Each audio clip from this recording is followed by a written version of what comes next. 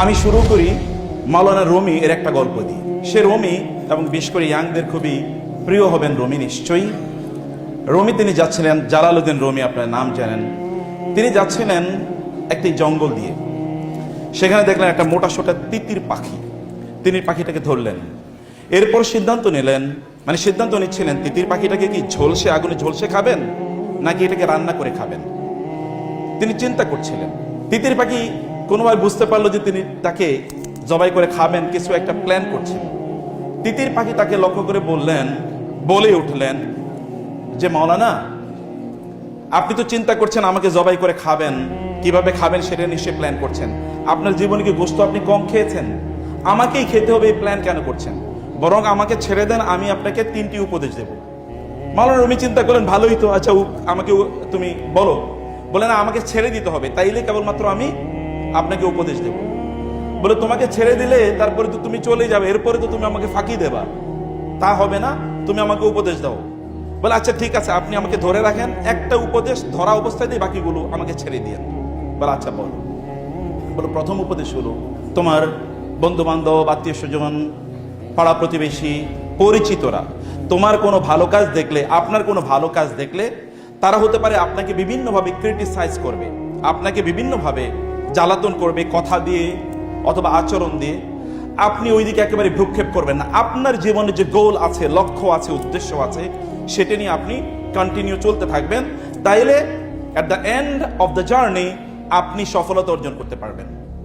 মানব চিন্তা করেন, আরে পাখি তো বিউটিফুল অ্যাডভাইস দিচ্ছে, ভালোই তো, আর চমৎকার তো।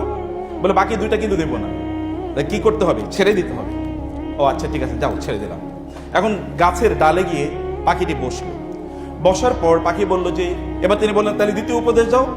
বলে দ্বিতীয় উপদেশ হচ্ছে আপনার জন্য অতীত নিয়ে কোনোদিনই কি করবেন না, অতীত নিয়ে কোনোদিন আফসোস করবেন না। যা চলে গেছে সেটা নিয়ে আফসোস করবেন না, বরং প্রেজেন্ট নিয়ে বাঁচুন, ভবিষ্যৎ নিয়ে পরিকল্পনা করুন। যেমন ধরেন, এখন আপনাকে একটা ঘটনা বলি।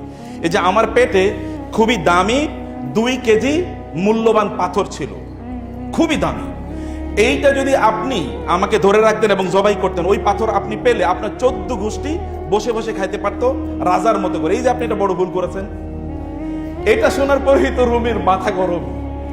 এবার রুমি তার পিছনে দৌড়াচ্ছে তারে ধরার জন্য, আর ওই পাখি এক ঢাল থেকে আরেক ঢালে যাচ্ছে। রুমি যখন ক্লান্ত, তখন তিতির পাখি বলল, দেখেছেন এই যে মাত্র আপনাকে যে উপদেশটা দিলাম এটি তো আপনি ভুলে গেলেন। আমি না বলেছি অতীত নিয়ে আপনি কোনো টেনশন করবেন না? তা আপনি তো অতীত নিয়ে পড়ে আছেন, আমাকে ছেড়ে দিয়েছেন, আপনি কি আর আমাকে ধরতে পারবেন? তা তো পারবেন না।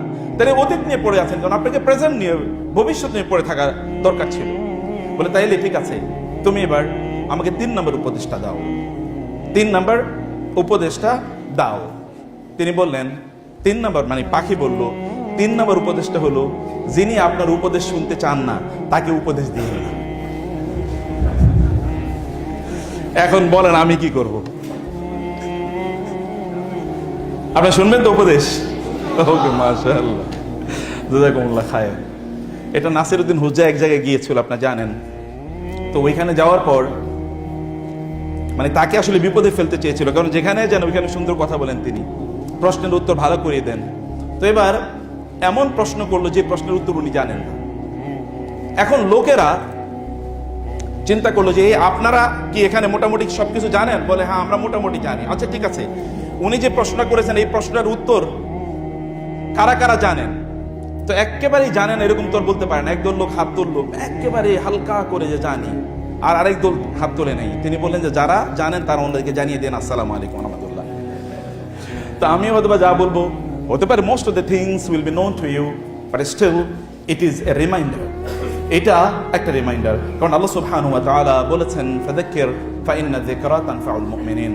মুমিনদেরকে স্মরণ করিয়ে দিন, কারণ মুমিনদেরকে যদি স্মরণ করিয়ে দেওয়া হয় তাহলে মুমিনরা তাতে উপকৃত হয়।